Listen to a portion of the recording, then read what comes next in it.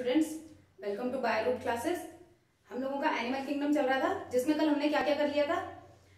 Basis of classification क्या थे, RH. Whittaker ने के अकॉर्डिंग क्या थे और एरिस्टोटल के अकॉर्डिंग क्या थे। फिर जो स्टोरर और सनगर जो थे, इनके थ्रू इनके क्या क्या बेसिस थे, ये हमने कर लिया था। हमने इसमें कंप्लीट और इनकम्प्लीट डाइजेस्टिव सिस्टम कर लिया था और open and closed circulatory system हमने कर लिया था। हमने इसमें एक्टोडर्म, मेसोडर्म, एंडोडर्म के बेसिस पे हमने डिप्लोप्लास्टिक एंड ट्रिप्लोप्लास्टिक कर लिया था। हमने इसमें सिमेट्री कर ली थी। ठीक है, तो अब हम जो नया टॉपिक स्टार्ट करने जा रहे हैं वो है सीलोम। तो सीलोम में पहले तो सीलोम क्या चीज है, तो मैंने आपको बताया था एक बॉडी कैविटी है जो body wall and gut wall के बीच बीच में प्रेजेंट है। ठीक है, तो हम ये कह सकते हैं बॉडी कैविटी lined by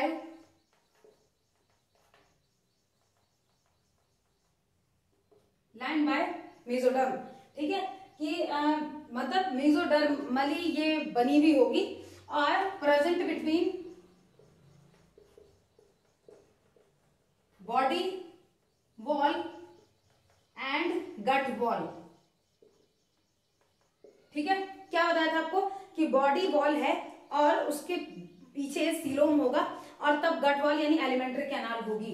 ठीक है, तो यहां हम क्या बोलेंगे, it is filled with coelomic fluid which act as shock absorber. ठीक है, शॉक एब्जॉर्बर के जैसे काम करेगा, यानी ये हो गई बॉडी वॉल, देन हम कह रहे हैं ये हो गया एलिमेंट्री कैनाल हमारी। ठीक है, तो ये क्या हो गई गट वॉल, और इनके बीच बीच में ये जो स्पेस प्रेजेंट है जिसमें सीलोमिक फ्लूइड प्रेजेंट होगा, this space is known as coelom. इसको हम सीलोम कहेंगे। ठीक है, तो अब इसके बेसिस में हम बात करते हैं कि जिनके पास सीलोम होगा तो वो होंगे सीलोमिक ऑर्गेनिज्म और जिनके पास नहीं होगा वो होंगे एसीलोमेट, या जिनके पास अच्छी तरीके से बना हुआ नहीं होगा वो होंगे स्यूडोसीलोमेट। तो अब यहां हम बात करते हैं इसी के बेसिस पे। सबसे पहले हम सीलोमेट की बात करते हैं। Animals having coelom, having coelom. मैं आपको कॉम्प्लेक्सिटी के बेसिस पे बताऊंगी। जो आपके पास जिपमर में क्वेश्चन आ रखा है, तो देखिए इसमें आपके पास जिपमर में जो क्वेश्चन आ रखे हैं कॉम्प्लेक्सिटी के बेसिस पे, वो मैं आपको बता दूंगी। इसके एग्जांपल देखते हैं पहले कि कौन से ऐसे एनिमल्स हैं जो सीलोमेट होते हैं। तो एनालिडा से लेके एनालिड्स टू कॉर्डेट्स, एनालिड से कॉर्डेट्स तक। ठीक है, यानी एनालिडा, उसके बाद Arthropoda, Mollusca, Echinodermata, Hemichordata and Chordata, यानी सबके पास सीलोम पाया जाता है। They have true coelom, so they are known as coelomate. उसके बाद बात करते हैं एक स्यूडोसीलोमेट और एक एसीलोमेट। तो पहले या तो हम एसीलोमेट की बात करते हैं। एसीलोमेट्स का मतलब आप समझ रहे हैं विदाउट एनिमल्स, आप समझ लीजिएगा एनिमल्स विदाउट सीलोम, वो एनिमल्स जिनके पास सीलोम नहीं होता। तो ये होते हैं लोअर ऑर्गेनिज्म। तो लोअर ऑर्गेनिज्म में कौन से ऐसे होंगे जिनके पास सीलोम नहीं पाया जाता, तो ये सीलेंट्रेटा वगैरह हो गए। ठीक है, या प्लेटीहेल्मिन्थीस हो गया। तो प्लेटीहेल्मिन्थीस एनसीईआरटी के अकॉर्डिंग अगर हम बात करते हैं तो। नेक्स्ट है स्यूडोसीलोमेट। तो स्यूडोसीलोमेट में आते हैं राउंडवॉर्म, ठीक है, यानी एस्केलेमेंथीस या प्लेटीहेल्मिन्थीस हो गया फ्लैटवॉर्म, जिसके पास सीलोम है ही नहीं। और क्योंकि प्लेटफॉर्म के बाद क्या आते हैं, राउंडवॉर्म आते हैं, यानी वहां से थोड़ी सी सीलोम टाइप का कुछ बनने लगा, लेकिन वो ट्रू सीलोम नहीं था, यानी वो स्यूडोसीलोम था। ठीक है, तो स्यूडोसीलोम, तो यहाँ हम क्या बोल सकते हैं कि सीलोम प्रेजेंट तो होगा। तो body cavity is not lined by mesoderm. ठीक है, is not lined by mesoderm.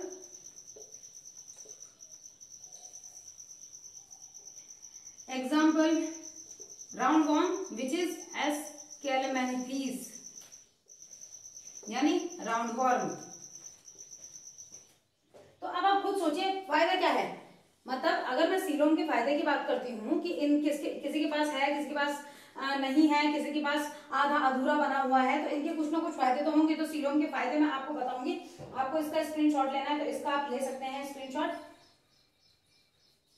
ठीक है, यहां याद रखिएगा कि स्यूडोसीलोमेट में क्या होता है, जो मेसोडर्म होता है वो स्कैटर्ड फॉर्म में रहता है, पाउच फॉर्म में रहता है।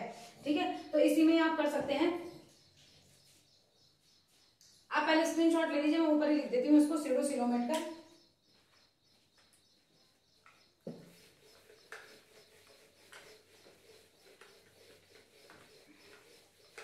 Mesoderm is present in scattered form.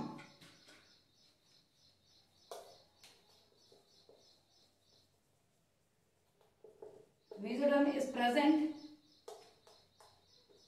between ecto and endoderm in scattered pouch या स्कैटर्ड पैचेस आप बोल सकते हैं कि पाउच टाइप में ये स्कैटर्ड पैचेस टाइप में ये क्या होते हैं, उसमें प्रेजेंट होते हैं। मतलब पूरे में मेसोडर्म या जो बॉडी कैविटी मतलब मेसोडर्म से मिलकर बनी है तो वो पूरी तरीके से यहाँ पे नहीं होगा। तो ये किसमें होता है, एस्केलेमेंथीस में ये होगा। अगर मैं इसमें डायग्राम के थ्रू अगर हम बात करते हैं तो डायग्राम से मैं आपको समझाती हूँ। इसमें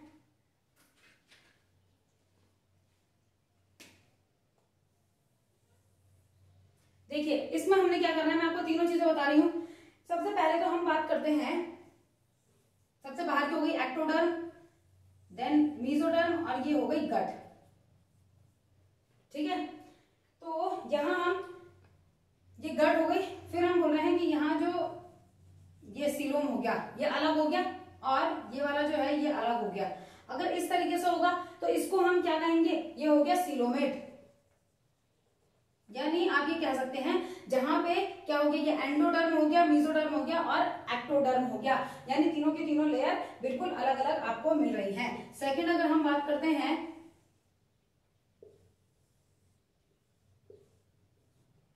ये देखिए एक्टो, ठीक है, एंडो और मेसोडर्म ये है। तो मेसोडर्म को हम क्या बोल रहे हैं, वो पूरी तरीके से नहीं है, it is present in the scattered form. अगर वो स्कैटर्ड फॉर्म में प्रेजेंट होगी तो ये इसको हम क्या बोलेंगे, स्यूडोसिलोमेट। स्यूडोसिलोमेट, ठीक है, कि एक्टोडर्म बाहर होगी और मैं उसके अंदर डिजाइन नहीं बना रही हूँ, तो आप सिर्फ समझिए कि ये स्कैटर्ड फॉर्म में या पैचेस टाइप की फॉर्म में प्रेजेंट होगी। और अगर हम बात करते हैं एसिलोमेट, तो एसिलोमेट का तो आपको समझ में आ ही रहा है, एक हो गया एक्टोडर्म और ये हो गया एंडोडर्म, बस। ठीक है, ये हो गया एसिलोमेट। तो अब यहाँ मैं कॉम्प्लेक्सिटी के बेसिस पे बात करती हूँ कि कॉम्प्लेक्सिटी किसमें ज्यादा होगी। तो आपको वैसे ये चीज पता है, देखो मैंने आपको क्या कहा, एसिलोमेट सबसे छोटे एनिमल्स जैसे पॉरीफेरा सिलेंड्रेटा और प्लेटिहेल्मिन्थीस, देन स्यूडोसिलोम में एस्केलेमेंथीस जो उससे ऊपर वाली है, ठीक है, उससे ऊपर वाला फाइलम है। फिर उसके बाद सीलोमेट, तो उससे ऊपर के जितने भी हैं वो सारे के सारे सीलोमेट कहलाए जाते हैं।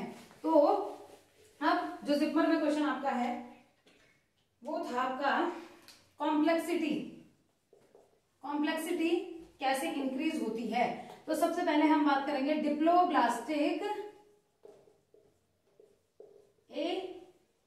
एसिलोमेट में, इस पे कम होगी, देन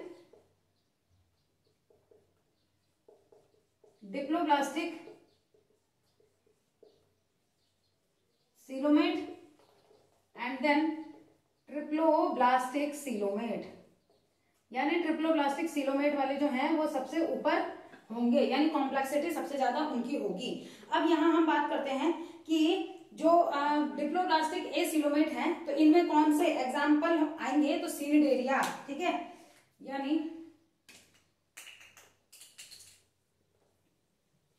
सीनिडेरिया मीन्स सीलेंट्रेटा, ठीक है, सीलेंट्रेटा। नेक्स्ट डिप्लोब्लास्टिक नहीं, इसको ट्रिप्लोब्लास्टिक कर दीजिए आप, ठीक है, ट्रिप्लोब्लास्टिक एसिलोमेट। डिप्लोब्लास्टिक तो हमने यहाँ कर दिया ना ट्रिप्लोब्लास्टिक, क्योंकि उसके बाद हम ट्रिप्लोब्लास्टिक वाले ही लेते हैं। ट्रिप्लोब्लास्टिक और एसिलोमेट, ट्रिप्लोब्लास्टिक है लेकिन एसिलोमेट है। एसिलोमेट में कौन सी चीज आएगी, प्लेटिहेल्मिन्थीस, ठीक है। तो एसिलोमेट भी नहीं है, मतलब यहाँ पे हमने स्यूडोसिलोम वाला लिया है, तो आप प्लेटिहेल्मिन्थीस यहाँ पे कर सकते हैं, स्यूडोसिलोम मतलब इन्होंने ले लिया है, ठीक है, तो वो बीच में आएगा। और उसके बाद ट्रिप्लोब्लास्टिक सीलोमेट, तो ट्रिप्लोब्लास्टिक सीलोमेट में तो क्या हो गया, मोलेस्का हो गया, इकाइनोडर्मेटा हो गया, और जितने भी मतलब जो भी कॉर्डेटा हो गया, ठीक है, ये सारे जो हायर ऑर्गेनिज्म वाले हैं ये हैं। तो इनके बेसिस में याद रखिएगा कि सबसे पहले डिप्लोब्लास्टिक एसिलोमेट वाले मतलब उनकी वो सबसे सिंपल ऑर्गेनिज्म होंगे। ट्रिप्लोब्लास्टिक एसिलोमेट वाले उससे थोड़े से कॉम्प्लेक्स होंगे, क्योंकि एसिलोमेट तो कॉमन है, बट यहाँ डिप्लोब्लास्टिक था, सिर्फ एक्टोडर्म और मेसोडर्म प्रेजेंट थी, but here ectoderm, mesoderm and endoderm all the 3 germinal layers या एम्ब्रियोनिक लेयर्स आर प्रेजेंट। तो ये थोड़े से और कॉम्प्लेक्स हुए, और ये तो तीनों जर्मिनल लेयर्स के साथ साथ सिलोमेट भी हैं, सिलोम भी कैरी कर रहे हैं, तो ये और भी ज्यादा अच्छे हो गए। ठीक है, अब हम बात करते हैं इसमें कि जो क्वेश्चन आपके पास एक दो और हैं। पहले तो फंक्शन ऑफ सिलोम की बात कर लेते हैं। सिलोम किस तरीके से फंक्शन करेगा? शॉक एब्जॉर्बर, ठीक है, एक्ट एज हाइड्रोस्टैटिक। हाइड्रोस्टैटिक का मतलब क्या है? मैंने आपको बताया कि इसमें क्या प्रेजेंट होता है, सिलोमिक फ्लूइड प्रेजेंट होता है, तो उसके वजह से ये क्या करता है, हाइड्रोस्टैटिक टाइप हो जाता है, और ये हाइड्रोस्टैटिक स्केलेटन के जैसे काम कर सकता है। मतलब जैसे स्केलेटन हमको बचाने का काम करता है, हमारे डेलिकेट ऑर्गन्स को बचाने का काम करता है, इंटरनल ऑर्गन्स को, वैसे ही ये एक्ट करता है किसके जैसे? हाइड्रोस्टैटिक स्केलेटन के जैसे एक्ट करता है और हमको बचाने का काम करता है। इसके साथ ही साथ ये act as depository for excretory substance. जो एक्सक्रीटरी सब्सटेंस होंगे उनके लिए डिपॉजिटरी का काम भी करेगा। तो डिपॉजिटरी का मतलब क्या हो गया कि उनको डिपॉजिट करके रखेगा और फिर उनको मतलब बाद में फेंका जाएगा, तो चाहे वो उसको एक्सक्रीटरी सिस्टम में डालेगा, या मतलब ये बहुत सारे एक्सक्रीटरी मटेरियल्स को भी अपने आप में कैरी करते हैं। ठीक है, तो ये तो सीलोम का फंक्शन हो गया। बट अब जो मैं आपको बात बता रही हूँ कि एपिथीलियम, जो सीलोम की एपिथीलियम होती है, उसे इनवर्टिब्रेट्स में क्या कहते हैं और वर्टिब्रेट्स में क्या कहते हैं, यहां से क्वेश्चन बना है। मैं लिख भी देती हूँ इस तरीके से, जिप मार का क्वेश्चन कौन सा वाला था इसमें? Epithelium of coelom in invertebrates. ठीक है, इनवर्टिब्रेट्स में एपिथेलियम को क्या कहेंगे और उसमें क्या कहते हैं? तो यहाँ तो मीजोथीलियम कहते हैं इसको। ठीक है, मीजोथीलियम यहाँ होगा, epithelium of coelom in vertebrates, ये है क्वेश्चन, यहां से बना ये। तो इनवर्टिब्रेट में हम कहेंगे मीजोथीलियम, लेकिन क्वेश्चन क्या था कि हमारी बॉडी में क्या कहते हैं इसको? पेरिटोनियम। ठीक है, पेरिटोनियल कैविटी सुना होगा आपने। ठीक है, तो पेरिटोनियल कैविटी जो मैंने आपको एक वो बताया था, पेरिटोनियल लिगामेंट भी बताया था मैंने, कहा जो ओवरी को यूट्रस के साथ जोड़ने का काम करता है। ठीक है, तो मतलब सीलोम वाले रीजन में पाए जाते हैं, इसलिए पेरिटोनियम वर्ड यूज किया जाता है इनके लिए। तो यहाँ पेरिटोनियम है। तो आपके लिए ये तो अभी तक आया नहीं है वैसे, बट ये पूछा हुआ है आपके पास पहले, तो दोनों हो सकता है कि अब ये पूछ लिया जाए। तो अगर हमारी बॉडी में हम बात करते हैं, वर्टिब्रेट्स की बॉडी में जो सीलोम का एपिथेलियम है, ठीक है, उसकी जो लाइनिंग है वो क्या करेगी? उसको पेरिटोनियम कहा जाता है, और इनवर्टिब्रेट्स में उसको मीजोथीलियम कहा जाता है। ठीक है, तो और इनके क्या प्रेजेंट होता है? सीलोमिक फ्लूइड इन पे प्रेजेंट होता है। मतलब सीलोम एक स्पेस है विच कंटेन सीलोमिक फ्लूइड, और सीलोमिक फ्लूइड फिर शॉक एब्जॉर्बर का काम करेगा। मैंने आपको बताया था, कोई हमारे पेट में जोर से मुक्का मार रहा है तो सीधे हमारा जो स्टमक है वो फट नहीं रहा है, दर्द होगा बट फटेगा नहीं। क्यों? क्योंकि सीलोम ने शॉक को एब्जॉर्ब करने का काम करना है जितना उससे हो सकता है। तो ये हो गया आपका सीलोम से रिलेटेड। सीलोम कंप्लीट हो गया, स्क्रीनशॉट लेना है तो ले लीजिए। इस क्वेश्चन को याद रखिएगा ढंग से। नेक्स्ट अब बात करते हैं सेगमेंटेशन। फिर मैं आपको सेफलाइजेशन बताऊंगी। सेगमेंटेशन, ठीक है, तो when body is externally and internally divided into segments and these segments are called somites. ठीक है, these segments are called somites. इनको somites कहा जाता है। मैंने क्या बोला? बॉडी है, बाहर की तरफ से भी सेगमेंट्स में डिवाइड है और अंदर की तरफ से भी सेगमेंट में डिवाइड है, इज नोन एज सेगमेंटेशन। ठीक है, और यहां हम क्या बोलेंगे कि इसी में ही, जैसे मान लीजिए ये हो गई, ये मैंने कोई कीड़ा बना दिया,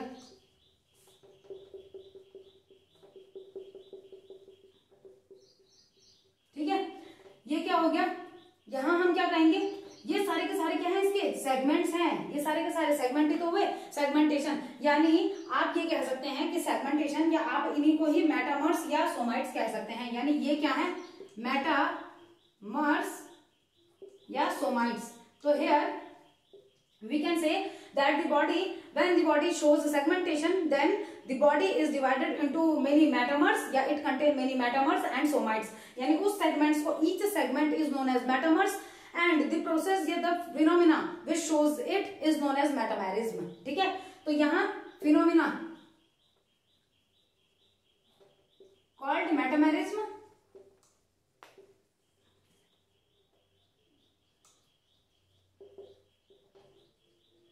ठीक है, फिनोमिना कॉल्ड मेटामेरिज्म।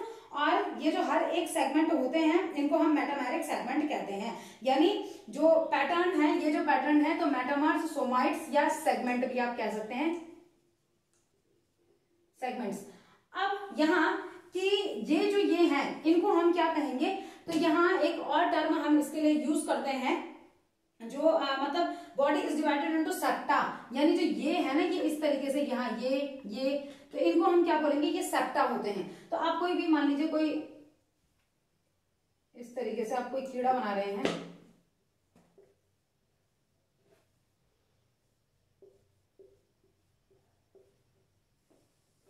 ठीक है, इस तरीके से। तो यहां अगर ये इस तरीके से दिखा रहे हैं तो these are known as septa. ठीक है, इनको क्या टर्म कहा जाएगा,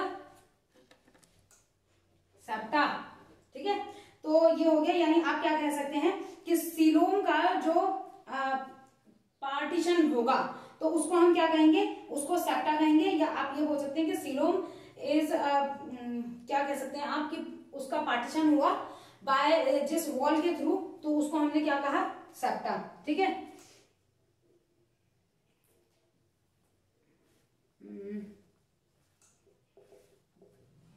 पार्टीशनिंग ऑफ सीलोम, सीलोम की पार्टीशनिंग कराता है कौन, सेप्टा। तो ये हो गया। बट अब कि ठीक है, किसी किसी की बॉडी, हम ये बोलते हैं किसी की बॉडी सेगमेंटेशन शो करती है तो उसका कुछ ना कुछ फायदा तो होगा। वो क्यों सेगमेंटेशन शो करती है, तो इसका जो एडवांटेज है वो एडवांटेज क्या होगा, किसका, सेगमेंटेशन का। एडवांटेज ये है, मान लीजिए इस वाले पोर्शन में इंजरी हो गई तो इसी में इंजरी रहेगी, इनको ज्यादा नुकसान नहीं पहुंचेगा। तो यानी आप ये कह सकते हैं कि जो इंजरी है, यानी decrease the chances of injury. ठीक है, decrease the chances of injuries. और ऐसा किसमें होता है, देखिए आपने ये चीज भी सोची होगी, अभी मैं आपको प्लांट्स में बताऊंगी। जैसे जो C4 प्लांट्स होते हैं, कैम प्लांट्स होते हैं, वो रेजिस्टेंट ज्यादा शो करते हैं, रेजिस्टेंस ज्यादा शो करते हैं एबायोटिक स्ट्रेसेस के। क्यों, क्योंकि उनको पता है कि उन्हें हार्श कंडीशन में रहना है, तो उनको अपने आप में कुछ रेजिस्टेंस शो करने पड़ेंगे। वैसे ही अगर हम यहाँ बात करते हैं तो ये जो सेगमेंटेशन है वो सेगमेंटेशन ज्यादा प्लेटीहेल्मिन्थीस, एस्केलेमेंथीस, एनालिडा, इनमें ज्यादा, इवन ऑर्थोपोडा, ठीक है, इनमें ज्यादा देखने को मिलते हैं। क्यों, क्योंकि यहाँ पे इनका थोड़ा सा सर्वाइवल के लिए इनको खुद ही सर्वाइव करना है और इनके चांसेस, जो लॉस के चांसेस होते हैं वो ज्यादा होते हैं। इस वजह से सेगमेंट क्या करेगा, सेगमेंटेशन उनके लिए एक आप वरदान कह सकते हैं कि उनके लिए वरदान है। ये सेगमेंटेशन से उनको फायदा मिल सकता है। तो फायदा ये कि वो क्या कर सकते हैं, डिक्रीज कर सकते हैं अपने चांसेस ऑफ इंजरीज को। ठीक है, तो उसके बाद अब नेक्स्ट बात करते हैं, इसका स्क्रीनशॉट लेना है तो ले लीजिए आप इसका। नेक्स्ट बात करते हैं टेगमेंटेशन। ठीक है, टेगमेंटेशन और सिविलाइजेशन। देखिए ये एनसीईआरटी में है, बस ये है कि मेटामर्स को सोमाइट्स या सेगमेंट्स कहते हैं, ये उसमें नहीं है, सेप्टा उसमें नहीं है और फंक्शन उसमें नहीं है। ठीक है, अदरवाइज ये उसमें है और ये उसमें है। ठीक है, इतना है। एग्जाम्पल की अगर हम सेगमेंटेशन में जो एनसीईआरटी कहती है, एग्जाम्पल में किसको कहती है, अर्थवॉर्म को कहती है। तो मैं अर्थवॉर्म आपको लिखा तो अर्थवॉर्म रही हूँ, बट आपको पता है, मैंने आपको बता दिया अर्थवॉर्म किसके अंदर आता है, एनालिडा। लेकिन इस सेगमेंटेशन को प्लेटीहेल्मिन्थीस भी दिखाते हैं, एस्केलेमेंथीस भी दिखाते हैं, एनालिडा भी दिखाता है, ऑर्थोपोडा भी दिखाता है। ठीक है, तो अब उसके बाद दो टर्म्स मैं आपको बता रही हूँ जो एनसीईआरटी में नहीं है। तो अगर 11th वाले जो बच्चे होंगे, आप नहीं करना चाहेंगे तो आप उसको मत नोट कीजिएगा, समझने में तो कुछ नहीं जाता, समझ लीजिए।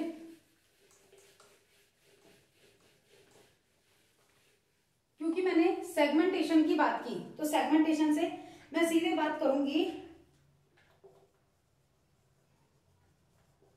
टेगमेटाइजेशन, what is टेगमेटाइजेशन।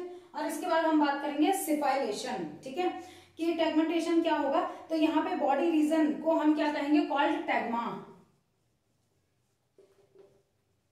Body regions called टेगमा, ठीक है, इसको हम टेगमा कहते हैं। और यहाँ कि ये मैं क्योंकि सेगमेंटेशन से ही रिलेटेड है तो इसलिए मैं आपको बता रही हूँ, यहाँ ये जो टेगमा होता है ये आप कह सकते हैं टेगमाटा। तो ये टेगमाटा सारे के सारे काम करेगा, ठीक है, टेगमाटा कर लीजिए, ये सारे काम करेंगे। काम क्या करेंगे, फीडिंग का काम करेंगे, ठीक है, लोकोमोशन, अगर लोकोमोशन इन्होंने शो करना है तो ये उसका काम करेंगे, बाकी और फंक्शंस के काम करेंगे।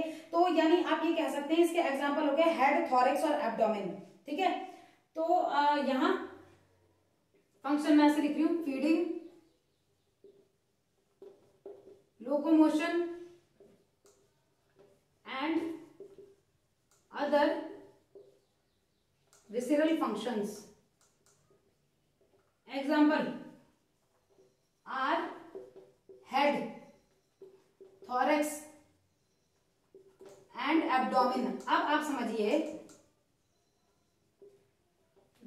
अगर मैं बोलूं मेरी बॉडी में या आपकी बॉडी में सेगमेंट्स प्रेजेंट हैं, सेगमेंटेशन हम शो करें, no we are not showing segmentation, we are actually showing tagmatization, ठीक है। तो टेगमेटाइजेशन में जहां हेड इज, जहां क्या होता है, देखिए ऑर्थोपोड्स में सारे ऑर्थोपोड्स भी सेगमेंटेशन शो नहीं करते, ठीक है, क्योंकि उसमें क्या है, जैसे आप तितली या किसी ऐसी चीज की बात करते हैं जिनमें आपको सेगमेंट्स दिखेंगे, वो बात अलग है, बट सब नहीं करते, लेकिन सब टेगमेटाइजेशन शो करते हैं। टेगमेटाइजेशन में कि क्या हो गया, when body is divided into head region, then thorax region and then abdomen region, ठीक है। तो 3 रीजन में होगा ही होगा, और ये तीनों रीजन ही या तो फीडिंग का काम करेंगे, देन लोकोमोशन का काम करेंगे, और या अदर विसरल फंक्शन का काम करेंगे, ठीक है, thoracic.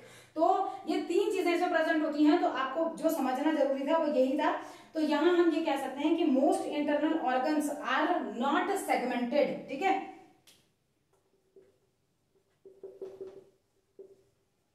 Most internal organs are not segmented. लेकिन सेगमेंटेशन के तुरंत बाद मैंने आपको टेगमेटाइजेशन इसीलिए कराया क्योंकि सेगमेंट्स में डिफरेंट है। देखिए ये हो गया इस तरीके से, अगर किसी की बॉडी डिवाइड हो रखी है, ठीक है, ये, या मैंने अभी आपको वो कीड़ा जैसा जो मैंने बनाया था इस तरीके से,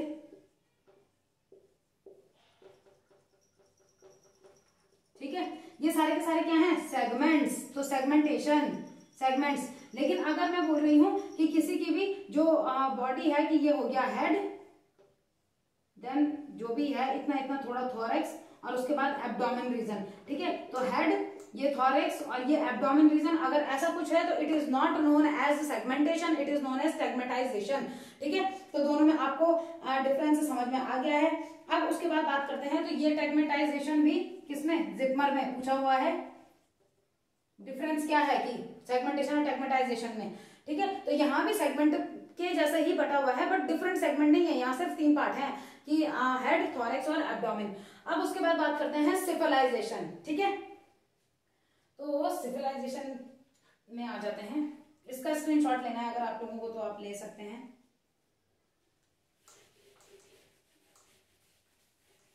सिफिलाइजेशन से तो बहुत क्वेश्चन बनते हैं, टेगमेंटेशन से तो मैंने 1-2 ही क्वेश्चन देखे हैं। नाउ सिफिलाइजेशन, सिफेल का मतलब क्या है, हेड, ठीक है। जेशन मीन्स हो गया फॉर्मेशन, यानी यहां आप कह सकते हैं फॉर्मेशन ऑफ हेड। अब इससे पहले मतलब अगर मैं पॉलीफेरा की बात करूं, पॉलीफेरा के पास कोई हेड ऐसा है नहीं, सिलेंड्रेटा में भी कोई ऐसा हेड नहीं है, सिनेडेरिया में भी नहीं है, बट प्लेटीहेल्मिन्थीस से हम कहते हैं कि उसमें हेड है। तो इसमें सिफिलाइजेशन का मतलब सिर्फ हेड का बनना नहीं है, मतलब किस तरीके से, तो इवोल्यूशनरी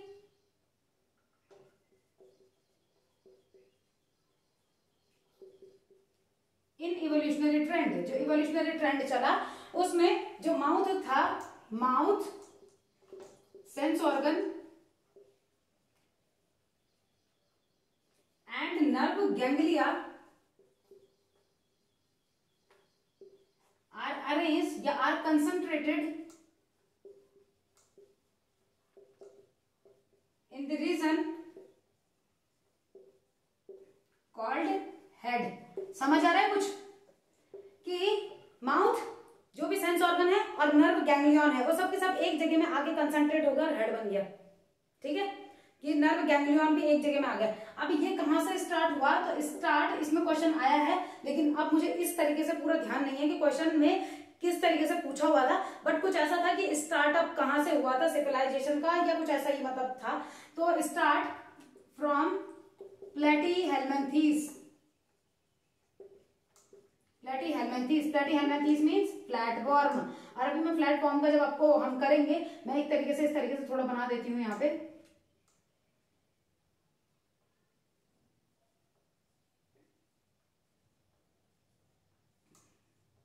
ठीक है, टैप फॉर्म बोलते हैं ना, तो इस तरीके से जो होगा, तो यहाँ हम क्या बोलते हैं कि इनके पास हुक्स और सकर्स होते हैं इस तरीके से। बट यहाँ ये हम क्या बोल रहे हैं, हेड रीजन है इसका। तो हेड रीजन सबसे पहले किसमें स्टार्ट हुआ, प्लेटीहेल्मिन्थीज से स्टार्ट हुआ। यानी सिविलाइजेशन इंपॉर्टेंट है, ये एम्स और जिपमर दोनों का है, दोनों में ये क्वेश्चन आ रखा है। आप खुद देख लीजिएगा, अगर आपको मुझ पे बिलीव नहीं हो रहा है तो आप खुद देख लीजिएगा। सिविलाइजेशन से क्वेश्चन पूछा हुआ है एम्स में भी और जिपमर में भी। तो सिविलाइजेशन क्या है, फॉर्मेशन ऑफ हेड, और कहां से स्टार्ट हुआ, तो प्लेटीहेल्मिन्थीज में सबसे पहले देखा गया। क्यों, क्योंकि सीलेंट्रेटा जो है, ठीक है, मैं नोट करके बता रही हूँ आपको।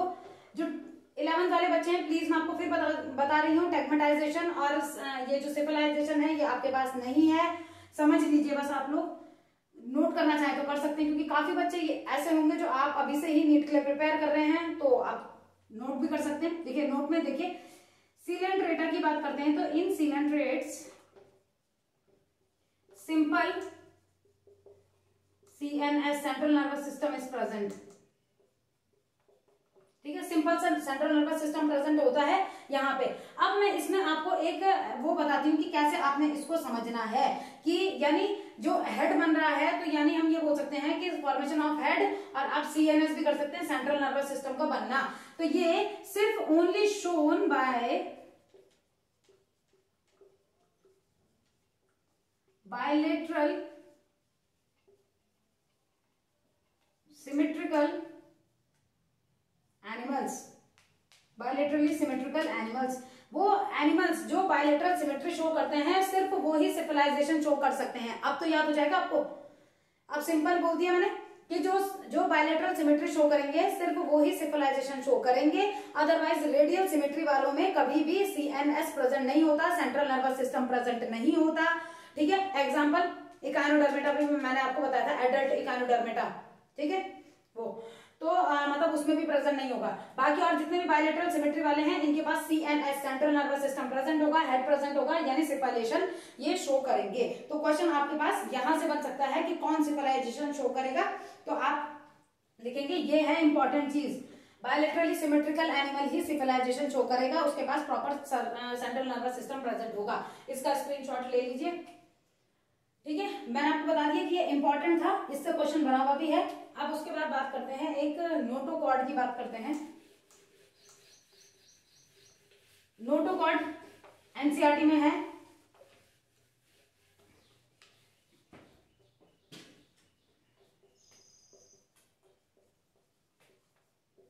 ठीक है, नोटोकॉर्ड में हम क्या बोलते हैं, ये पहले तो सबसे इंपॉर्टेंट चीज मीजोडर्मली डिराइव्ड, यानी मीजोडर्मली ओरिजिनेट। ठीक है, इंपॉर्टेंट चीज मीजोडर्म ने बनाया, इसको भी मीजोडर्म ने बनाया था, सीलोम को भी, ये चीज याद रखिएगा। अब उसके बाद है कि जो नोटोकॉर्ड होती है ये कहां प्रेजेंट होती है, तो present between digestive and nerve cord. ठीक है, present between digestive and nerve cord.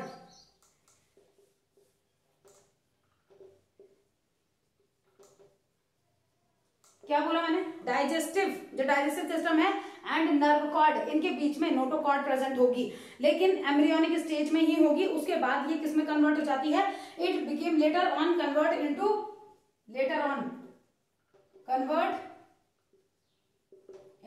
Vertebral column.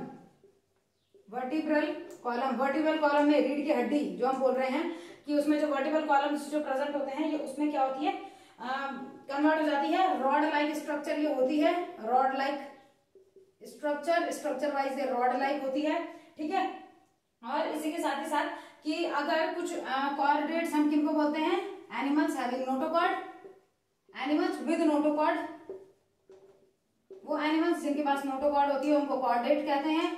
और नॉन कॉर्डेट्स तो एनिमल्स विदाउट नोटोकॉर्ड, एनिमल्स जिनके पास नोटोकॉर्ड नहीं होती। तो जितने भी शुरू के जो एनिमल्स थे, कहां से कहां तक, पॉरीफेरा टू इकाइनोडर्माटा, इकाइनोडर्माटा तक सारे नॉन कॉर्डेट्स हैं, ठीक है। उसके बाद हेमी कॉर्डेट्स हो गए, और फिर उसके बाद कॉर्डेट्स में क्या क्या आते हैं, कॉर्डेट्स में आगे fishes, amphibians, reptiles, birds and mammals, ठीक है। तो ये चीजें इसके अंदर आती हैं। आई थिंक इतना आपको क्लियर हो गया होगा। बस आपने ये चीज याद रखनी है कि यहाँ हम जो मतलब आप ये कह सकते हैं कि it is the primitive beginning of backbone, ठीक है। अगर आप ये कहते हैं कि notochord is the primitive beginning of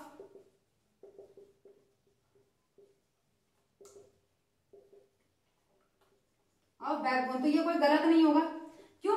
क्योंकि प्रिमिटिव बिगनिंग शुरुआत यहीं से हुई थी, बैकबोन बनने की शुरुआत यहीं से ही हुई थी, ठीक है। बाकी चीजें हम बाद में करेंगे कि जो कॉर्डेट्स होते हैं उनके कैरेक्टर्स क्या क्या होते हैं, pharyngeal gills, slits are present, post anal tail is present, ठीक है।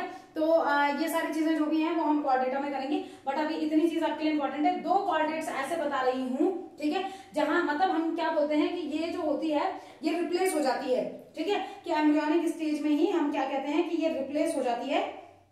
तो मतलब later notochord is converted into vertebral column. लेकिन दो ऐसे कॉर्डेट्स हैं, लैम्प्रे, एंड इसको आप नोट करके कर सकते हैं कि लैम्प्रे हो गया, और एक sturgeon are chordates, are those chordates कर दीजिएगा, those chordates which in which notochord remains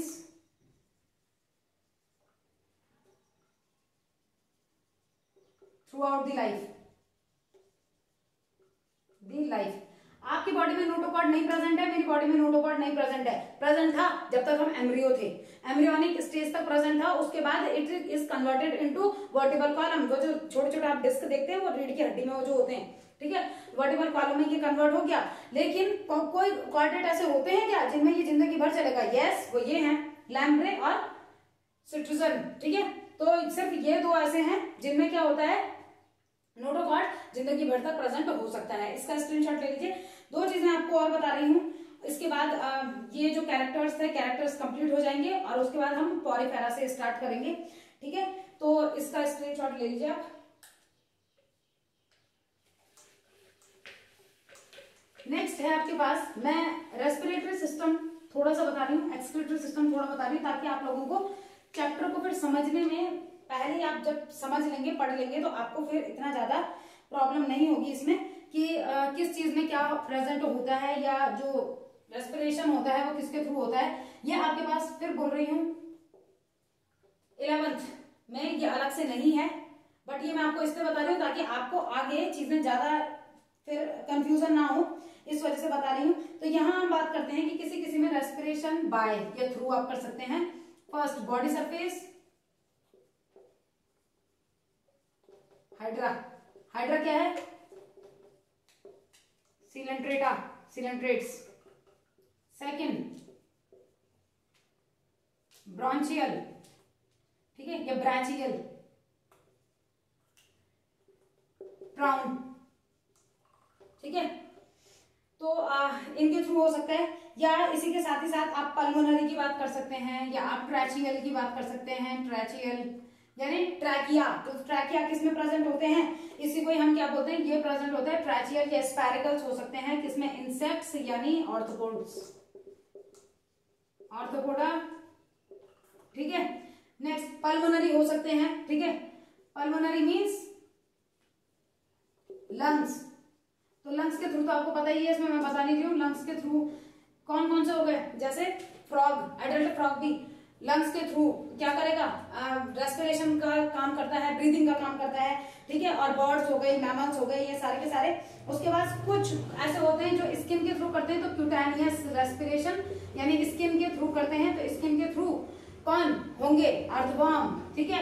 दूसरा फ्रॉग, तो फ्रॉग एक ऐसा एनिमल होता है जो गिल्स के थ्रू भी रेस्पिरेशन करता है, जो स्किन के थ्रू भी रेस्पिरेशन करता है और जो लंग्स के थ्रू भी रेस्पिरेशन करता है। जब लार्वा स्टेज में होता है तो गिल्स के थ्रू करता है जब पानी में रहता है, फिर जैसे जैसे वो बड़ा होने लगता है वो स्किन के थ्रू भी रेस्पिरेशन करता है और जैसे वो लैंड में आ जाता है वो लंग्स के थ्रू रेस्पिरेशन करेगा, ठीक है। तो रेस्पिरेशन इतने टाइप के हो सकते हैं। तो ऑर्थोपोडा वाले में जितनी भी चीजें आती हैं, ट्रैकियल रेस्पिरेशन याद रखिएगा, ठीक है। बॉडी सरफेस से सीलेंट्रेट्स वाले जो होते हैं ये बॉडी सरफेस से बेसिकली क्या करते हैं? शो करेंगे, रेस्पिरेशन शो करेंगे। तो रेस्पिरेशन में आप इस तरीके से याद कीजिएगा, पहले याद कर लेंगे तो आपके लिए आगे प्रॉब्लम नहीं होगी। फिर बात करते हैं एक्सक्रीशन की, ठीक है, कि एक्सक्रीशन किसके थ्रू होता है। तो एक्सक्रीशन में भी बाय एक्सक्रीशन किस किस के थ्रू होगा। तो देखिए यहां अगर हम सबसे पहले बात करते हैं, जैसे हम मैल्फिजियन ट्यूबुल्स की बात कर सकते हैं या फ्लेम सेल्स की बात कर सकते हैं, बाय फ्लेम सेल्स, ठीक है। आपने मैल्फिजियन ट्यूबुल्स का आपने सुना होगा, ग्रीन ग्लैंड्स आपने सुनी होंगी। तो इसमें अगर हम बात करें, जैसे फ्लेम सेल की बात करते हैं, तो ये लीवर फ्लूक हो गया यानी प्लेटीहेल्मिन्थीस के अंदर आता है। तो आप पहले लीवर फ्लूक जो किसके अंदर आ रहा है? प्लेटीहेल्मिन्थीस, ठीक है। तो आप उसको खुद ही लिख लीजिएगा, यानी flame cells are present in Platyhelminthes. ये चीज आपको यहीं से क्लियर हो गई है। उसके बाद इन एक्सक्रीटरी पोर्स प्रेजेंट होते हैं, मतलब प्लेटीहेल्मिन्थीस के बाद मैं एस्केलेमेंथीस की बात करती हूँ। एस्केलेमेंथीस यानी राउंड वॉर्म की बात कर रही हूँ। तो इसमें क्या प्रेजेंट होते हैं? एक्सक्रीटरी पोर्स आर प्रेजेंट, जिनको स्पेशलाइज्ड सेल्स भी कह दिया जाता है, ठीक है। बट एनसीईआरटी जो बताती है वो एक्सक्रीटरी पोर करके बताती है। तो आप एक्सक्रीटरी पोर करके करेंगे, आप इंट्रासेलुलर ट्यूब्यूल्स करके कर सकते हैं, ठीक है, कि इंट्रासेलुलर ट्यूब्यूल्स भी आप लिख सकते हैं इसको। तो आप खुद लिख लीजिएगा अगर आप लिखना चाहते हैं तो, ठीक है। उसके साथ ही साथ फिर नेफ्रिडिया, तो नेफ्रिडिया में किसके थ्रू होता है? एनालिड्स, एनालिड्स या अर्थवर्म भी आप कर सकते हैं, उसी का ही एग्जांपल हो गया, ठीक है। एनालिड्स में तो नेफ्रिडिया होगा, जैसे प्रोटोनेफ्रिडिया होते हैं ऐसे नेफ्रिडिया। उसके बाद मतलब एडवांस फॉर्म है नेफ्रिडिया हो गए। फिर मैल्फिजियन ट्यूब्यूल्स, तो मैल्फिजियन ट्यूब्यूल्स में इंसेक्ट्स के थ्रू होता है। मैल्फिजियन ट्यूब्यूल्स आपको पता ही होगा, मैल्फिजियन ट्यूब्यूल्स हम किनको बोलते हैं? इंसेक्ट्स। इंसेक्ट्स में ऑर्थ्रोपोडा, नहीं पता अगर तो जब हम एक्सक्रीशन करेंगे तब हम कर लेंगे, ठीक है। तो ऑर्थोपोडा में किसके थ्रू होगा? मैल्फिजियन ट्यूब्यूल, याद रखिएगा। ऑर्थोपोडा में जो सांस लेते हैं ट्रैकियल या स्पैरिकल के थ्रू लेते हैं, ट्रैकियल या स्पैरिकल भी आप कर सकते हैं, स्पैरिकल रेस्पिरेशन इनमें होता है, but excretion occur through Malpighian tubule. उसके बाद कुछ ऐसे होते हैं जिनमें एंटीनरी प्रेजेंट होते हैं, जैसे क्रस्टेशियंस में एंटीनरी प्रेजेंट होंगे, इधर कर रही हूं,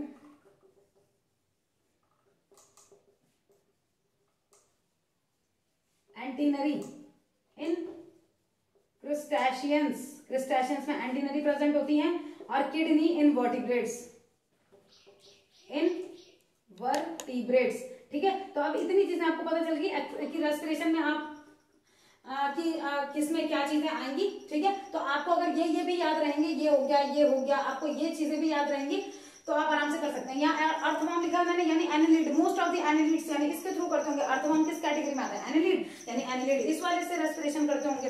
वैसे यहाँ अर्थवर्म यानी फिर एनालिड यानी नेफ्रिडिया एनालिड में होगा, ठीक है। तो आपको एक एक एग्जांपल भी अगर पता है तो आप उसके फाइलम को से बिलोंग कर सकते हैं और आपको पता चल जाएगा कि मतलब मान लीजिए आपको कोई भी ऑर्थोपोडा में ही आपको बटरफ्लाई पता है, आपको स्कॉर्पियन नहीं पता, ठीक है। क्या ये पता है कि वो ऑर्थोपोडा के अंदर है, बट आपको ये नहीं पता कि वो कैसे सांस लेता है या कुछ भी।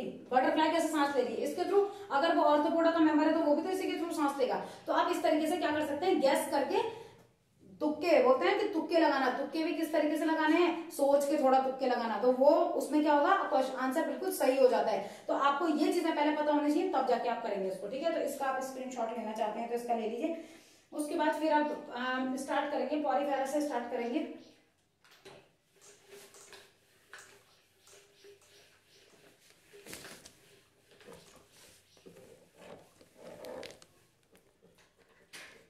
अब सबसे पहले आई थिंक आपको ये तो बताने की जरूरत नहीं है कि बात समझ लीजिए, लेवल ऑफ ऑर्गेनाइजेशन में एनसीईआरटी एक डायग्राम को बताती है। तो वो ये चीज ये बताती है कि जो सेलुलर लेवल ऑफ ऑर्गेनाइजेशन है, यानी सारे एनिमल्स में से कौन से ऐसे एनिमल्स हैं जो सिर्फ सेल्स से मिलके बने हैं, वो है पॉरीफेरा। बाकी जितने हैं टिश्यू लेवल ऑफ ऑर्गेनाइजेशन किसमें होता है, सीलेंट्रेटा में होता है। उसके बाद ऑर्गन लेवल किसमें, प्लैटीहेल्मिन्थेस में, और उसके ऊपर वाले जो है organ system level of organisation. ठीक है, तो ये तो हो गया लेवल ऑफ ऑर्गेनाइजेशन। वैसे ही अगर मैं सिमेट्री की बात करती हूँ तो Porifera are asymmetrical, they have no symmetry, उनके पास कोई सिमेट्री नहीं है। फिर उसके बाद आता है कौन सा सिमेट्री, उसके बाद आता है रेडियल सिमेट्री। तो रेडियल सिमेट्री में कौन कौन से, टीनोफोरा और सीनिडेरिया यानी सीलेंट्रेटा। तो सिर्फ ये दो हैं जो रेडियल सिमेट्री दिखाते हैं। तो आप इसको आप पुराना भी जब जो अभी तक हुआ है आप उसको भी देखेंगे तो आपको समझ आ जाएगा। देन बायलेटरल सिमेट्री, तो जितने बाकी बचे हुए हैं सब बायलेटरल सिमेट्री दिखाएंगे, सिर्फ किसको छोड़ के, एडल्ट इकानोडर्मेटा को छोड़ के, बाकी सब रेडियल बायलेटरल सिमेट्री शो करते हैं। बॉडी कैविटी की बात करते हैं तो बॉडी कैविटी किसमें प्रेजेंट है, बाकी जैसे पॉरीफेरा सीलेंट्रेटा इनमें बॉडी कैविटी प्रेजेंट नहीं है। जो फ्लैटवर्म है यानी प्लैटीहेल्मिन्थेस है उसमें है तो प्रेजेंट बट स्यूडोसिलोमेट है। ठीक है, ट्रू सिलोम प्रेजेंट नहीं है, स्यूडोसिलोमेट प्रेजेंट है। और उसके बाद अगर हम बात करते हैं तो सबके पास क्या है, बॉडी कैविटी प्रेजेंट है। तो उसमें क्या आएंगे कि जैसे स्यूडोसिलोमेट में अगर हम बोले कि यहाँ एस्केलेमेंथेस हो गया, जैसे एस्केलेमेंथेस हो गया, और बाकी बचे हुए जितने भी हैं उन सब में सिलोम प्रेजेंट होता है। अब हम बात करते हैं फाइलम पॉरीफेरा। पॉरीफेरा में मैं आपको थोड़ा बता देती हूँ अभी, तो देखते हैं अभी कितना कितना होता है। देखिए सबसे पहले पॉरीफेरा में अगर हम बात करते हैं तो इसको हम क्या बोलते हैं, सेलुलर लेवल ऑफ ऑर्गेनाइजेशन। ठीक है, लूज सेल्स, ठीक है, लूज सेल्स। तो सेल्स होंगी, बहुत सारी प्रेजेंट होंगी, मल्टी सेलुलर है, लेकिन टिश्यू नहीं बन पाया क्योंकि दूर दूर हैं सेल्स। दूसरा बात करते हैं हैविंग पोर्स, इनके पास पोर्स होते हैं, हैविंग पोर्स। पोर्स में न्यूमेरस माउथलेट्स,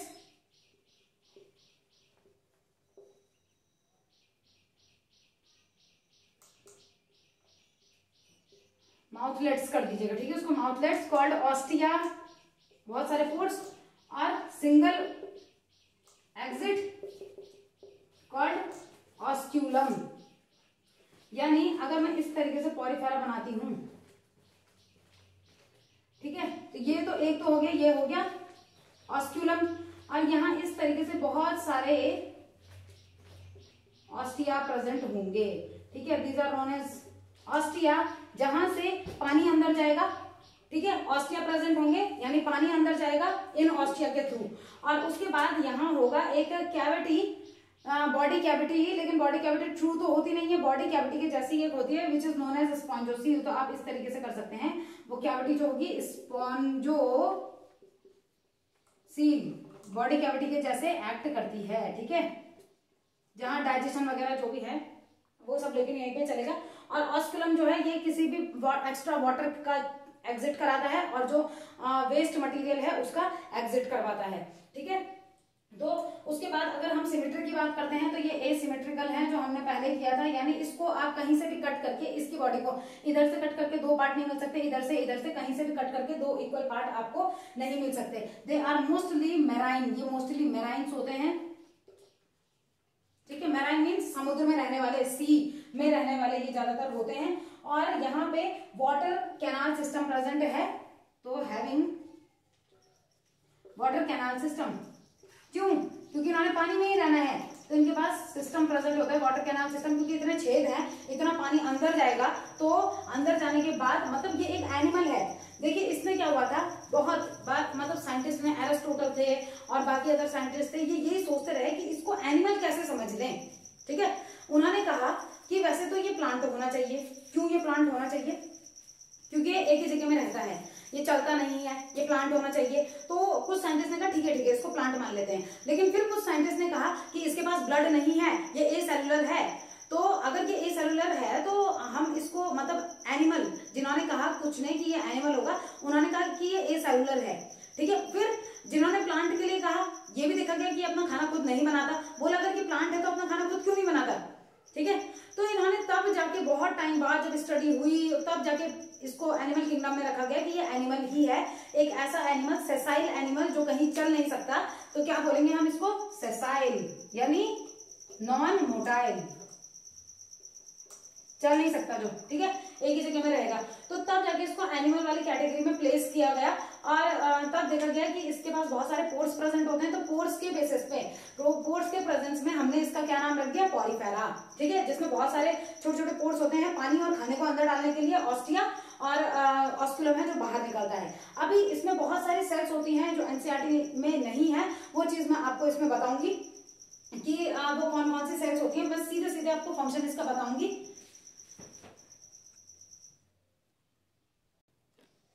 देखिए वाटर कैनाल सिस्टम में समझ लीजिए ये क्या क्या काम करता है। तो यही help in nutrition, gathering nutrients, मतलब न्यूट्रिशन या रेस्पिरेशन, ठीक है। तो न्यूट्रिशन रेस्पिरेशन का काम कौन करेगा? या एक्सक्रीशन भी, कि एक्सक्रीशन का काम भी कौन करेगा? तो ये वाटर कैनाल सिस्टम, इसीलिए वाटर कैनाल सिस्टम इसमें इंपॉर्टेंट है। एक्सक्रीशन भी आप कर सकते हैं यहाँ पे।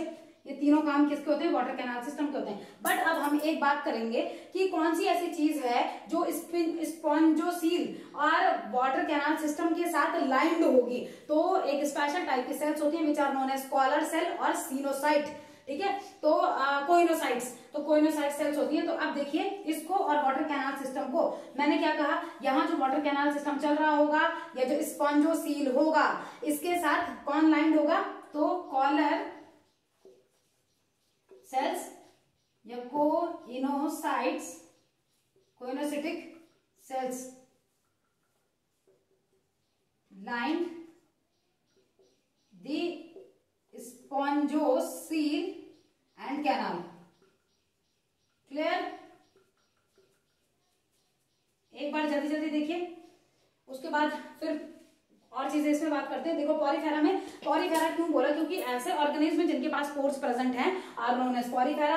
बहुत सारे पोर्स प्रेजेंट हैं जहां से पानी अंदर जाएगा, ऑस्टिया उनको कहेंगे, ठीक है। उसके बाद पानी यहां से किसके में जाता है? वाटर कैनाल सिस्टम में जाएगा और पानी अपने साथ फूड को भी लेके जाएगा, ठीक है। तो क्या होगा? वाटर कैनाल सिस्टम में न्यूट्रिएंट्स जो है वो गए, उसके बाद रेस्पिरेशन, उस खाने का डाइजेस्ट होके और एनर्जी भी मिल गई और एक्सक्रीशन भी उसके थ्रू ही होगा। अब थ्रू एक्सक्रीशन या वेस्ट जो पानी है उसको यहां से इधर के थ्रू बाहर फेंका जाएगा, तो इसको ऑस्कुलम कहेंगे। ऑस्कुलम से पानी बाहर आएगा। लेकिन कौन सी ऐसी सेल्स हैं जो इस स्पॉन्जोसील को, यानी खाना ऑस्टिया से, खाना या पानी फिर स्पॉन्जोसील में गया, तो स्पॉन्जोसील की वॉल पे कौन सी चीजें, कौन सी सेल्स लाइन करती हैं, रहती हैं, या कैनाल सिस्टम में कौन सी रहती हैं? तो कॉलर सेल्स या कोइनोसाइट्स, कोइनोसिटिक सेल्स हम इनको कहते हैं, ठीक है।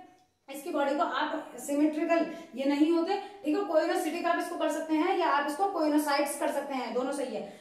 सिमेट्रिकल होते नहीं है, कहीं से भी कट कीजिए, नहीं आप बराबर हिस्सों में कट कर सकते हैं। टोटली मैराइन ये होते हैं और ये होते हैं डिप्लोब्लास्टिक। डिप्लोब्लास्टिक का मतलब है their body are divided into, या their body is made of only 2 type of cells. Diploblastic हैं, तो अभी मैं बता रही हूँ डिप्लोब्लास्टिक कैसे हैं। स्क्रीनशॉट लीजिए।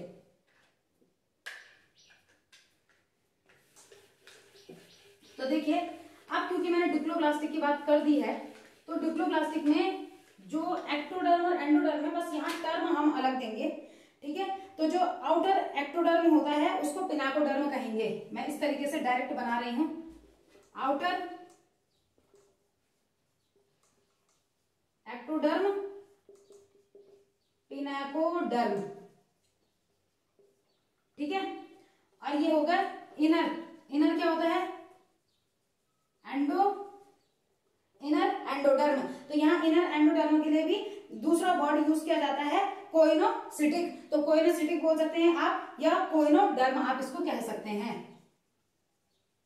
कोइनोडर्म या कोइनोसिटिक, ठीक है। अब ये तो क्या हो गया, मतलब ये मैं क्यों बता रही हूँ आपको, डिप्लोब्लास्टिक क्यों है, डिप्लोब्लास्टिक बोल रहे हैं ना। तो डिप्लोब्लास्टिक में अब मतलब हम एक्टोडर्म एंडोडर्म की बात करेंगे, मेसोडर्म की बात तो कर नहीं सकते।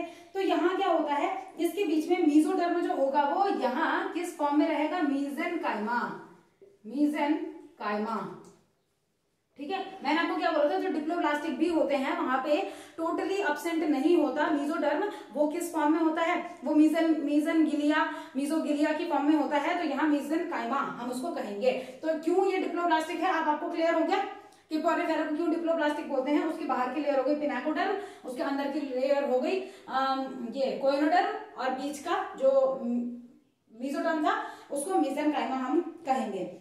अब यहाँ एक चीज और कि जैसे अगर हम बात करते हैं इसमें कुछ और वो आती है जैसे पोरोसाइट्स वगैरह हम इसको कहते हैं, तो उसकी भी हम बात करेंगे। एक स्पेशल टाइप की सेल इसमें होती है जिसको हम कहते हैं अमीबोसाइट। तो amoebocyte is differentiated into many other kinds of cells which have their different functions, तो उनमें होती हैं। बट पहले हम ये बात करते हैं कि एनसीईआरटी इसमें और क्या क्या चीजें बताती है। एनसीईआरटी ये नहीं बताती डिप्लोप्लास्टिक है बस, तो क्यों है वो मैंने आपको बताया कि क्यों है। अभी एनसीईआरटी की कुछ चीजें हम यहाँ पे कर लेते हैं, यानी इतना तो आपको क्लियर होगा। एनसीईआरटी कहती है कि वाटर का जो ट्रांसपोर्ट होता है, उस वाटर ट्रांसपोर्ट की वजह से ही वो फूड को गैदर कर पाता है, रेस्पिरेशन कर पाता है, एक्सक्रीशन कर पाता है, जो मैंने वाटर कैनाल सिस्टम में आपको बता दिया। ठीक है, स्केलेटन की बात करते हैं। Skeleton made of spongin fibre, made of spongin fibre, ठीक है, या स्पिक्यूल्स बोलते हैं, ये स्पॉन्जिन फाइबर्स के थ्रू बनेगा या स्पिक्यूल्स इसको कहा जाता है। तो यहाँ पे मैं आपको एक चीज बताना चाहूंगी कि अगर हमने स्केलेटन की बात की तो मैं इसी में ही आपको दो चीजें बताना चाहूंगी। एक तो स्क्लेरोब्लास्ट सेल्स, कि स्क्लेरोब्लास्ट क्या करती है, सीक्रेट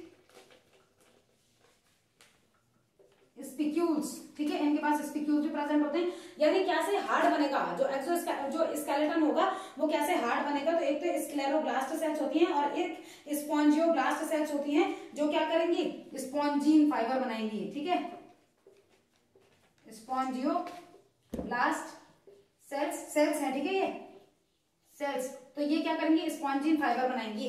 तो स्पॉन्जिन फाइबर जो होता है ये कैसा होता है, इसको हम बोलते हैं कैल्कोब्लास्ट। ठीक है, तो स्पॉन्जिन फाइबर बनाएंगे या कैल्कोब्लास्ट, हम इनको बोलेंगे थोड़ा कैल्शियम टाइप मतलब। ठीक है, तो ये हो गया, यानी skeleton is made of, NCERT सिर्फ बोलती है skeleton is made of spongin fibre. तो स्पॉन्जिन फाइबर बनता तो है, स्पॉन्जिन फाइबर से बना हुआ होता है ये, या दूसरा वो क्या बोलते हैं इसी में, एंड स्पिक्यूल्स। ठीक है, तो ये याद रखना स्पॉन्जिन फाइबर। जो इंपॉर्टेंट चीज आपको याद रखने वाली है कि स्केलेटन यहाँ पे होता है स्पॉन्जिन फाइबर और स्पिक्यूल से बना होता है। स्पॉन्जिन फाइबर कौन बनाता है, स्पिंगोब्लास्ट सेल्स। ठीक है, स्पिक्यूल्स कौन बनाता है, स्क्लेरोब्लास्ट सेल्स। तो आपको सेल्स भी याद रखनी है। अब उसके बाद फिर बात करते हैं यहाँ डाइजेशन। तो डाइजेशन इंट्रासेलुलर होता है, मैं यही लिख रही हूँ, डाइजेशन इंट्रासेलुलर होता है, सेल के अंदर। क्या बोला आपको कि अंदर ऑस्टिया से पानी अंदर गया खाने को लेके, अंदर ही अंदर डाइजेशन हो रहा है, तो इंट्रासेलुलर हो गया। अगर हम उसकी बात करते हैं कि सेक्स में कैसे प्रेजेंट होते हैं, तो ये हर्माफोराइड होते हैं, हर्माफोराइड, यानी बोथ दी जो वो होते हैं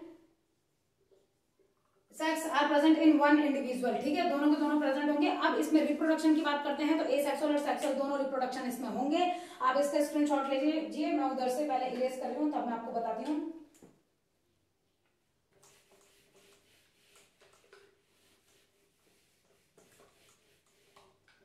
देखिए,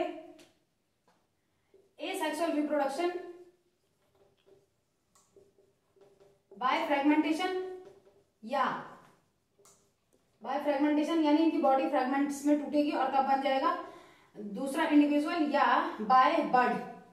तो बर्ड में कौन सी बर्ड, गेम्यूल्स नाम देते हैं यहाँ भी।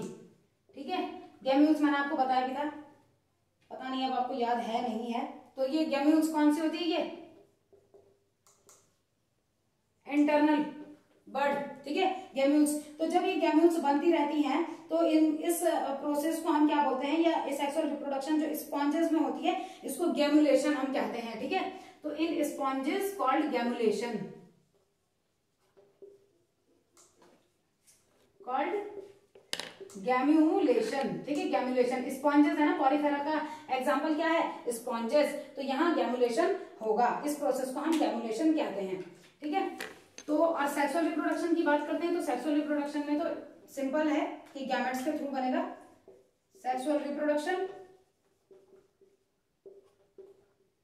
Bye gametes. ठीक है, मेल और फीमेल गैमेट्स के थ्रू होगा सेक्सुअल रिप्रोडक्शन यहाँ पे।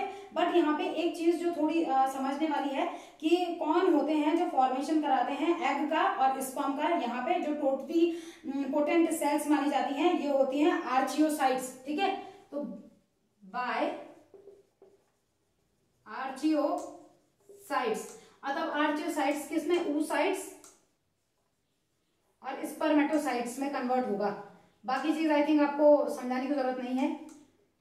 oocytes और स्पर्मेटोसाइट्स, oocytes एग को बनाएगा, स्पर्मेटोसाइट्स स्पर्म को बनाने का काम करेगा, ठीक है। तो आपको हमने कौन कौन सी सेल की बात की, स्पॉन्जोब्लास्ट, स्क्लेरोब्लास्ट, क्या क्या काम वो करती हैं, अलग सी चीजें। एक पिनाकोडर्म का हमने पढ़ा, मीजेनकाइम हमने पढ़ा कि मीजेनकाइम क्या होता है।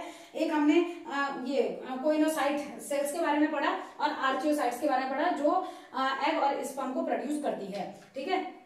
तो यानी यहाँ पे ठीक है रिप्रोडक्शन तो इस तरीके से होगा। लेकिन रिप्रोडक्शन के बाद अगर मैं फर्टिलाइजेशन की बात करती हूँ तो फर्टिलाइजेशन बॉडी के अंदर ही होगा। फर्टिलाइजेशन होगा इंटरनल, यानी बॉडी के बाहर नहीं होता फर्टिलाइजेशन। और डेवलपमेंट होगा इनडायरेक्ट। इनडायरेक्ट डेवलपमेंट का मतलब क्या है, थ्रू लार्वल स्टेज, यानी जो जाइगोट है, या मतलब जब फर्टिलाइजेशन हुआ तो तुरंत ही बेबी नहीं बन गया। पहले क्या होगा, लार्वा की फॉर्मेशन होगी और उसके बाद ही क्या होगा, बेबी की फॉर्मेशन होगी। तो ये हो गया। अब यहाँ अभी हम इसमें इतना ही कर लेते हैं। नेक्स्ट इसी में ही अभी मैं आपको एक स्पेशल टाइप की सेल्स बताऊंगी और इसमें मैं आपको एग्जांपल बताऊंगी। तो एग्जांपल को हम यहाँ पे इस तरीके से कर लेते हैं, मतलब जैसे याद कराने के जो मैंने आपको पहले भी ट्रिक बताया था। तो उसमें चलिए मैं आपको यहाँ पे पहले बताती हूँ, वैसे हम करेंगे बाद में। मैं बस थोड़ा सा आपको एनसीईआरटी में जो है एग्जाम्पल्स उनके अकॉर्डिंग आपको याद करने की ट्रिक बता रही हूँ। See European postal stamp, European postal stamp, ठीक है। तो यहां हम क्या बोलते हैं, ये हो गया साइकॉन। तो साइकॉन इसके अंदर आते हैं, हमें पता है। यूरोपियन से यू स्पॉन्जिया, जो बाथिंग स्पंज के तौर पे यूज करते हैं। पोस्टल से यानी पॉलीफेरा के एग्जांपल हम ले रहे हैं। और स्टैम्प की अगर हम बात करते हैं तो यहाँ हम बात करेंगे स्पॉन्जेला, जो कि क्या होती है, फ्रेश वाटर पॉलीफेरा। सिर्फ यही एक फ्रेश वाटर पॉलीफेरा होता है, बाकी सबके सब मैराइन होते हैं, ठीक है। इसमें कुछ स्पेशल टाइप के सेल्स भी हैं जिनका मैं डायरेक्ट आपको फंक्शन बताऊंगी डायग्राम के साथ। लेकिन अभी हम इतना ही करते हैं क्योंकि फिर और उसमें टाइम लगेगा थोड़ा। तो मैं पहले डायग्राम बना के ही रखूंगी, तब हम उसको फटाफट डिस्कस कर लेंगे, ठीक है। तो आज के लिए आपका इतना ही। कुछ भी अगर समझना है तो प्लीज आप कमेंट बॉक्स में कमेंट कर सकते हैं, तो मैं उसको सॉल्व करूंगी। और अगर आपको वीडियो पसंद आ रही है तो प्लीज लाइक कीजिए, ज्यादा से ज्यादा शेयर और सब्सक्राइब कीजिए चैनल को, बेल आइकन प्रेस कर दीजिए। तो आज के लिए इतना ही। Thank you so much.